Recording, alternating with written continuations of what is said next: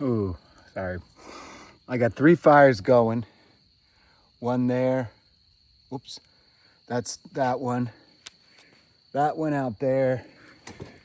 And then the one I got all the way up there by the tent. I don't know if you can see it. Anyway. All right, I've been keep telling myself to do the defilement from within. I got more stuff from that. Just reading it again. Anyway, so Jesus is attacked by the Pharisees and the scribes. They're attacking what he allowed his disciples to do. They eat bread without washing their hands according to their rules. And Jesus calls it, he doesn't call it rules. He calls it the tradition of men. He calls it religion, basically. That's what I call it. And he talks about Isaiah prophesying, this people honors me with their lips, but their heart is far from me. So then when he gets into the explanation, the disciples did not understand. They didn't understand what Jesus was making the point of. Because he's talking about Moses. He's talking about the commandment to honor your father and your mother. And you have these situational, what we would call pragmatism, where you allow people who are rich or have money to give a gift to you, basically the church, the temple. You give it a designation, and basically you give them an out as to honoring or taking care of their parents, especially if they're old or whatever the deal was.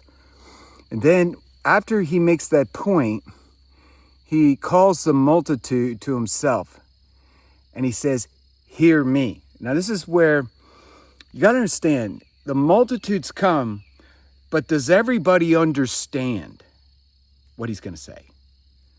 You go to church, you preach, how many people are going to get the Holy Spirit's words? Not 100%. That's just what it is, because here he says, hear me. I'm Son of God. I'm God. It's God in flesh.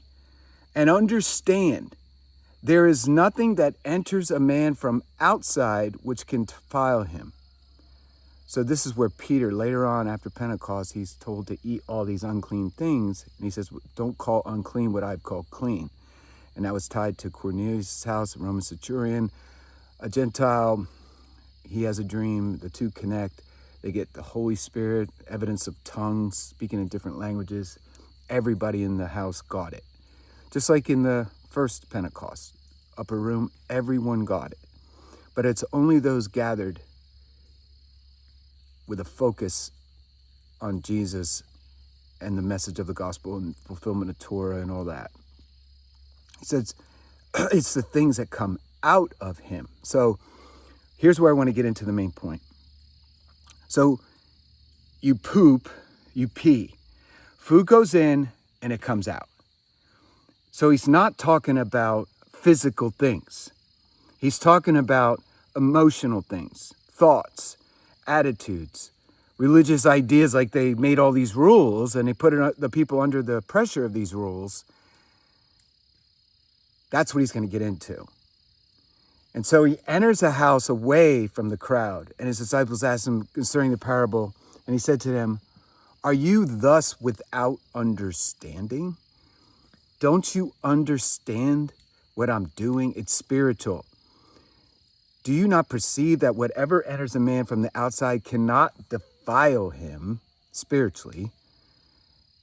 It doesn't enter his heart, but his stomach. So going back up top, Isaiah's prophecy was these people honor me with their lips, but their heart is far from me. It's always been about the heart. The great men that we put in the Hall of Fame of faith, Enoch, Noah, Shem, Abraham, especially Abraham, because we get a lot of background. Jacob becomes Israel. Their hearts wanted God inside. They wanted to please God with their life, with their actions, with their steps, with their words, with their sacrifices that are properly done according to his word, done with their heart, the best of the flock, like Abel did. versus Cain, who just grabbed some groceries and just threw it out. God knew his heart. His heart wasn't right. So we have two camps in this world. People that have a heart for God, truly. They're sincere, they fear God, they're transparent, they're genuine people. They love God. Then you have people that put on a show.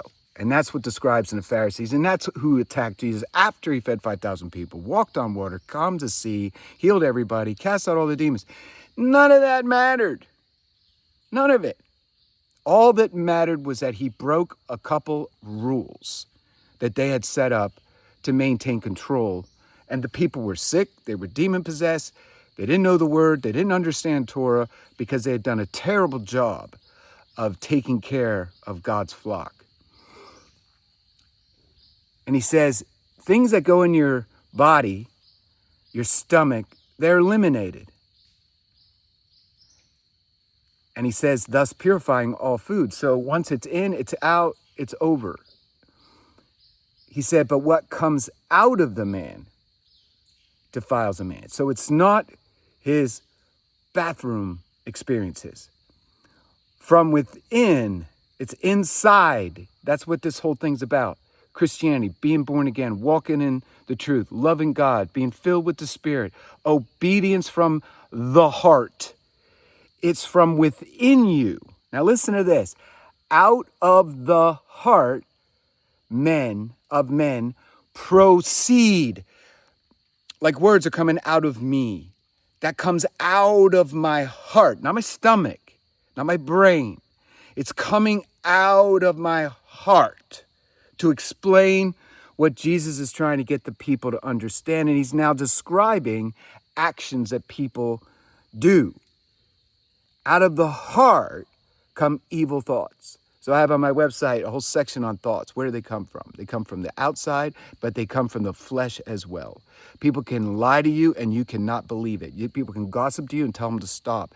People can tell you a falsehood about Donald Trump and you can believe it, or you can test it out and find out if it's true. Out of your mouth, when people say God has no plan for Israel, that, Jesus doesn't matter, these people are a synagogue of Satan, all of them, all 7 million, 8 million, whatever they are, there in the land that they won by war, and everybody hates them, and now they're not because they recognize Iran's a greater problem. And that's God's doing. He's showing like the folly of Shiitism and self-martyr, being a martyr is a great thing. Like that whole idea of killing the Christians, killing the Jews. The Arabs are like, wait a minute, this isn't working. And they're sons of Ishmael, so they have a destiny in God. He goes, out of man, proceed out of him are evil thoughts, adulteries, fornications, murders, thefts, covetousness, wickedness, deceit, which we live in today, the news, the politics, the movies, the NASA, it's all deceit, lewdness, and an evil eye, blasphemy, pride, foolishness. So he got a lot of words to describe all the kind of actions we see today in men, their sin. It comes out of their heart. All these things come from within and they defile the man. So who's going to discern if you're someone who is sincere? The day of the Lord, those people who love God, going through the fire, doing all the stuff, walking by faith, believing God for miracles. The day of the Lord is your vindication. When he appears on his white horse, that's the revelation of Jesus physical.